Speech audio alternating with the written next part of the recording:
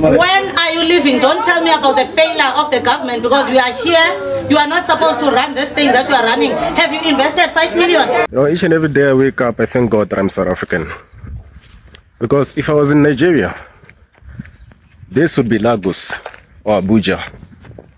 A Malawian man was unalived at Jikajo informal settlement after Jacinta had brought up a young woman to claim that her brother had been unalived by Malawians. Do not really take into consideration your social status, your political status, your height, your color of the skin, and so on. We've got the requirements, and the immigration laws of South Africa must be complied with. That any EU country spent to repatriate Chinese citizens. In this case, South Africa and the countries they are demanding the funds from did not have any explicit agreement to have the money paid. So now South Africa is demanding over $18 million from Malawi, Ethiopia, and Nigeria, all because they repatriated their people from their country. I don't know if you did not hear this well, then let me say it again. South Africa is demanding over $18 million from Nigeria, Ethiopia, and Malawi because they repatriated their people from South Africa to their various countries. And you ask yourself, why is South Africa doing this? Why is South Africa doing this? Why is South Africa doing this? Listen, I don't want to talk much. I just want us to go into the video, watch everything, come back and let's talk.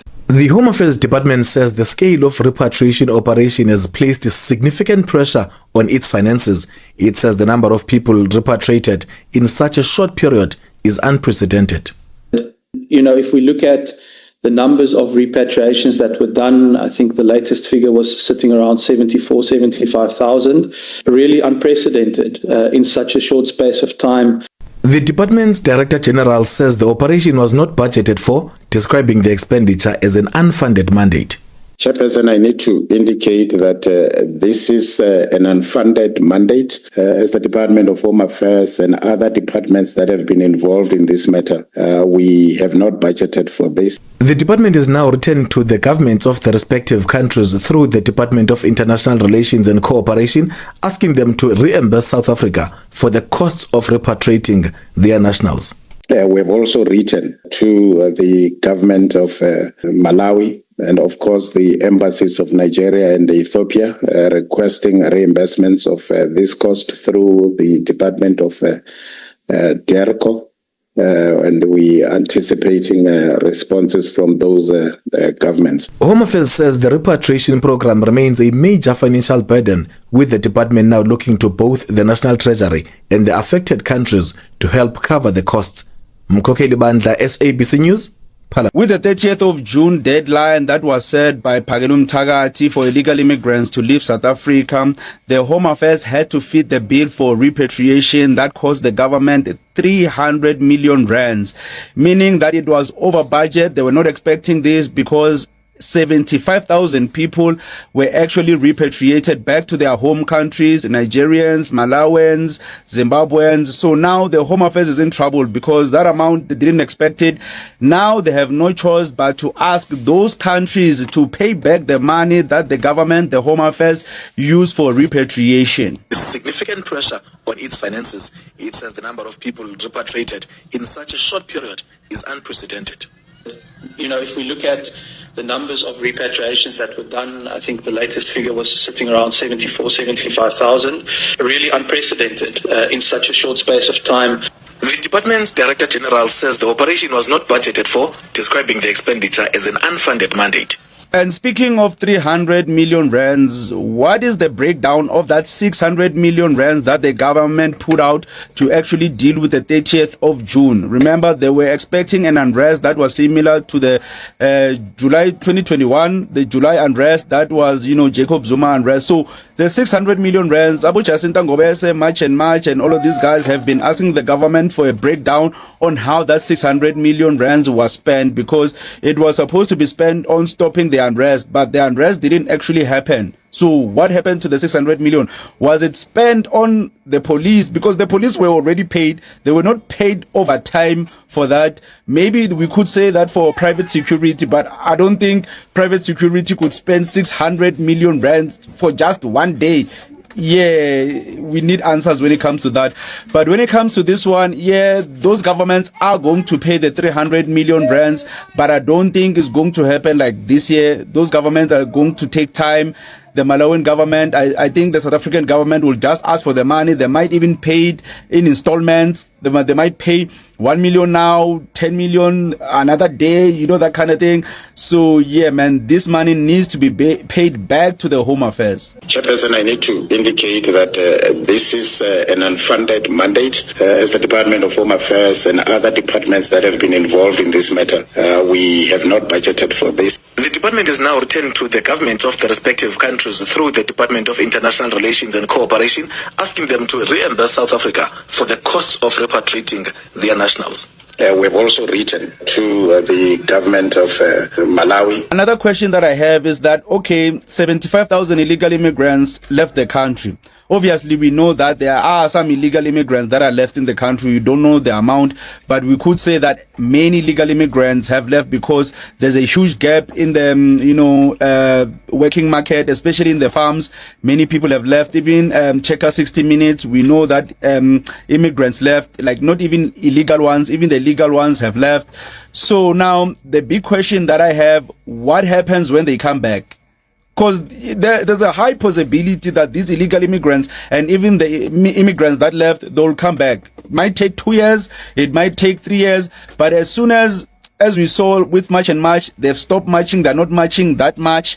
So we do know that at some point, illegal immigrants will feel like South Africa is a bit safe for them to come back. So what is going to happen? Is there going to be another march again for the government to repatriate illegal immigrants again? Like, you see the kind of questions that I have. Like, yeah, man, someone needs to answer this. And of course, the embassies of Nigeria and Ethiopia requesting reimbursements of this cost through the Department of diaspora. And we are anticipating responses from those governments. Home Affairs says the repatriation program remains a major financial burden, with the department now looking to both the National Treasury and the affected countries to help cover the costs. I guess for now, there are many unanswered questions. Maybe we'll get a breakdown of the 600 million rands that was spent on the 30th of June, the 300 million rands that was spent by repatriating the illegal immigrants. Yeah, I don't know what will happen in the future, but I guess for now we'll just have to celebrate that there are a majority or some, we don't know how many illegal immigrants left. What kind of percentage is it? Is it 10%? We can never know because they are illegal. They're not registered. So we don't even know right now how many illegal immigrants are in South Africa. The only thing that we know is that 75,000 have left. Read my other article that was published by Central News, where I'm talking about falsehood, including these rumors that have been made about us rejecting Ira Star, who was supposed to have... That was about 3 years ago, yes. Exactly. So you saw last week's Punch newspaper where they made claims that we have rejected. Yes, we have rejected her on the basis that she did not have the necessary requirements, but that's February 2024. Okay. So we do not understand that in the midst of this anti-migrant sentiment in South Africa, how does media begin to take that old story and insert it into the ongoing maybe it's because she's not the only Nigerian celebrity that has had such issues. If I remember, I think one of Africa's top businessman had such issues. If I remember, I think one of the artists, if it was not Burna Boy or so, that had such issues. And one would think that with the public credibility of these individuals, knowing that these persons are not immigrating to the country, they are there solely for tourism, maybe 5 days highest, and they're out of it or for tourism purposes, they would leave, that their visas would be expedited and they would be recognized, so to speak, when they apply for their visas. They would have that relationship already with the embassies of the country, knowing that these persons are top celebrities. So if it's happening to somebody like Ara Star, who is a global icon, then what about me, who is nobody, literally? The immigration laws of South Africa do not recognize who you are. They recognize the requirement. Okay. So I don't want to get into the finer details of the businessman in question. I'm well aware who you are making reference to. But the immigration laws of South Africa do not really take into consideration your social status, your political status, your height, your color of the skin, and so on. We've got the requirements, and the immigration laws of South Africa must be complied with by everybody. And I'm sure the same goes with Nigeria and any other country. You wouldn't want anybody to come illegally.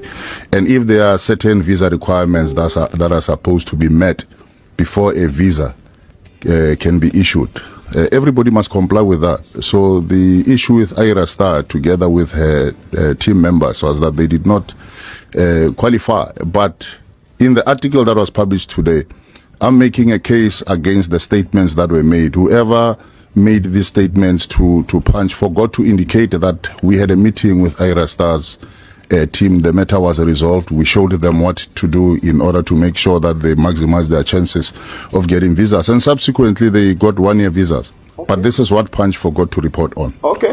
After that incident in 2024. Yeah, absolutely. And this is what Punch conveniently forgot to report on. You know, each and every day I wake up, I thank God that I'm South African. Because if I was in Nigeria, this would be Lagos or Abuja. This would be a suburb. This would be a city. And in South Africa, it's just my village. There was this man who said, South African prisons look clean and beautiful than Lagos and Abuja in Nigeria, which are Nigeria's biggest and most beautiful cities. And it's not a suburb. It's not a suburb, it's not a city, it's not a town. It's a village. You know? You see that right there? We don't use generators. You know, we have electricity, we have good roads, we have everything. In our villages, we have everything that Nigerian cities do not have. This is still my village, not a city. Hey, Nigeria, this is still my village. And I'm walking to the mall, which is 10 minutes away from my village. I don't even have to use a transport, I just take a walk. We have a mall. We have KFC, we have McDonald's, we have all South African restaurants, we have all the clothing stores, we have all the food stores, ShopRite, Super Spa, Boxer, Pick and Pay, all of them. You understand? We have traffic lights. I guess you don't even know what that is until you go out of Nigeria. Yeah, this is the mall in my village.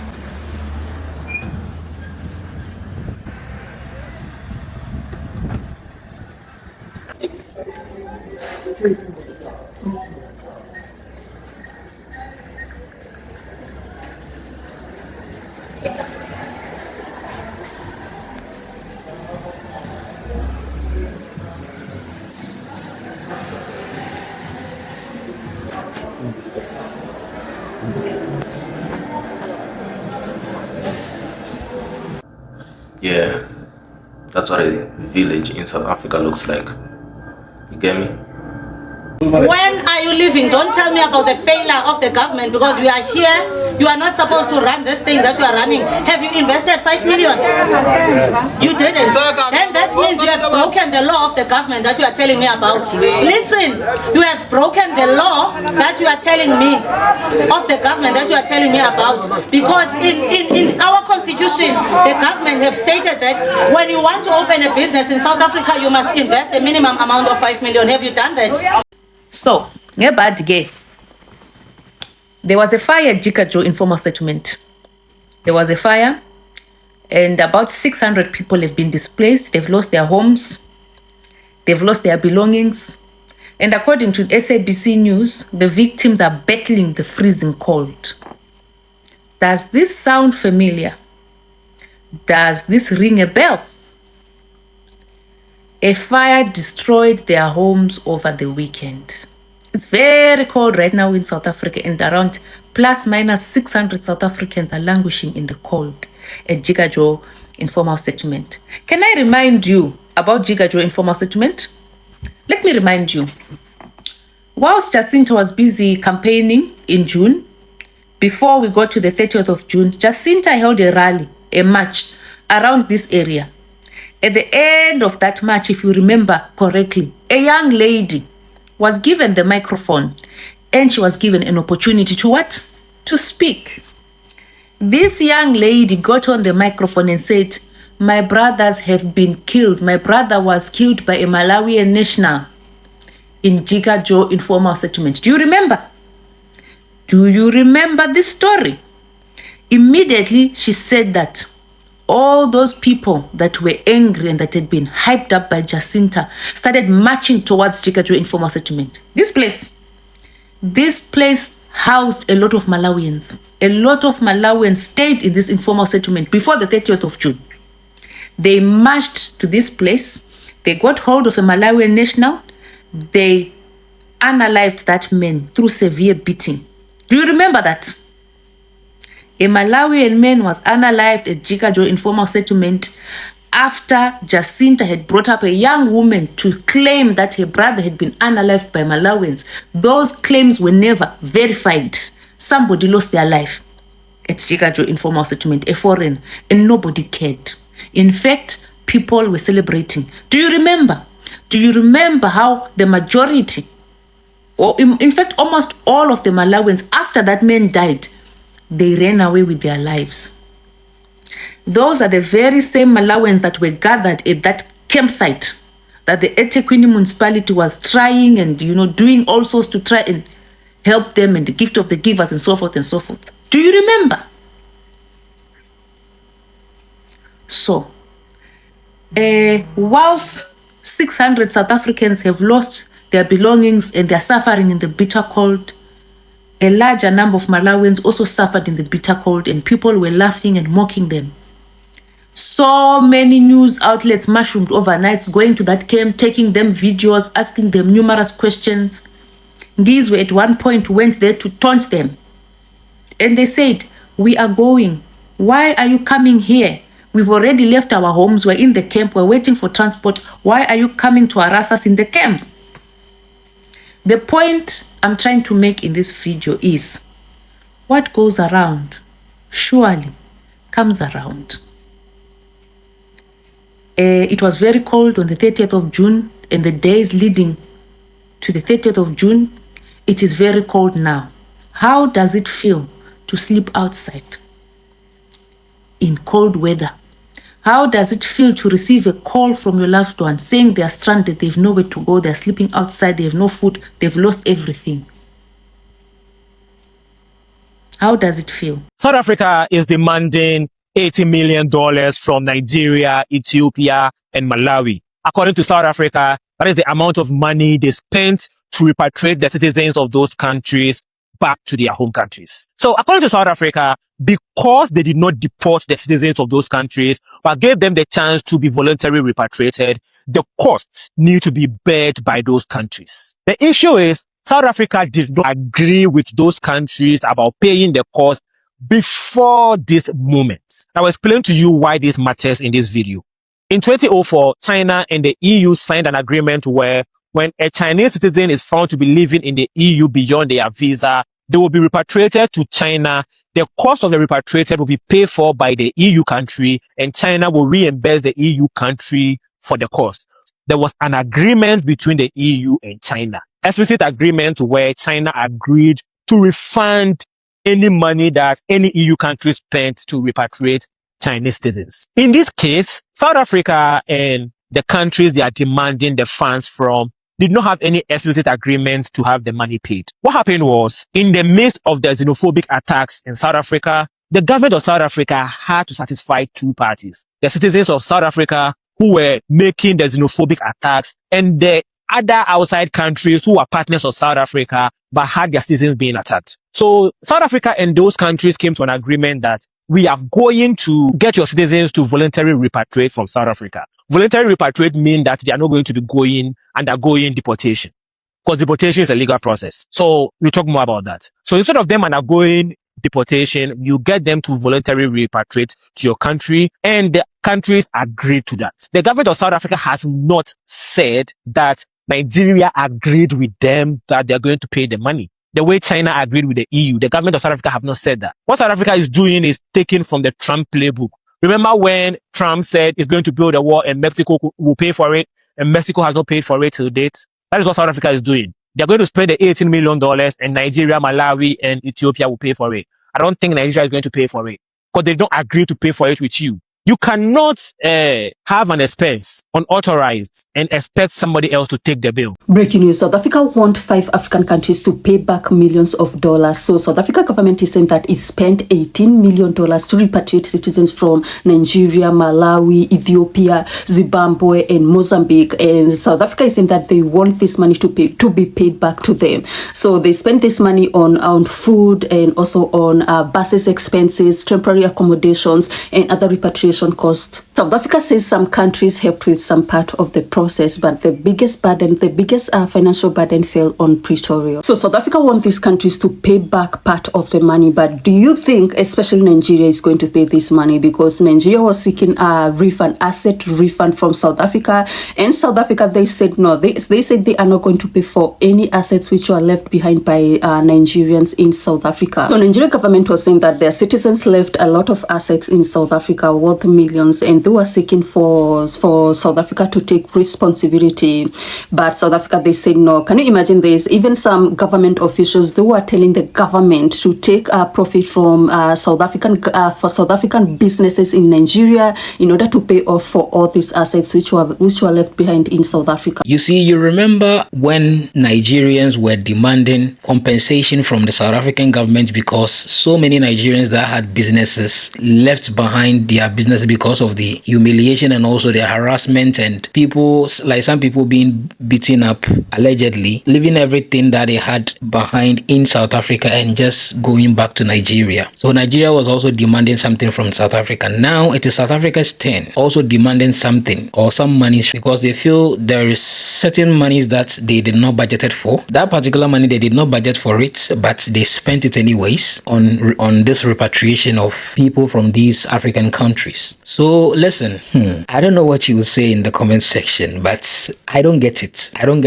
know if South Africa and these other countries have any agreement of such, or it is right for them to demand that money from these countries. I'm a bit confused. Honestly, I'm a bit confused. And South Africa, what are you doing? This is crazy. But share your thoughts in the comment section. Let's know. I'm a bit confused on this. Do you think Nigeria, Ethiopia, and Malawi will pay this money to South Africa? Looking at all the things that has happened to some of these people, they are nationals in South Africa. Are they going to pay for that money? So, listen, South Africans, one thing that I will say is that your politicians, you should be very careful with them, because we were here when they said they've spent over 600 million only on 30th June. Now they are saying they've spent 300 million rands to repatriate migrants from Nigeria, Ethiopia, and Malawi. Sit up, South Africans. Thank you so much for watching.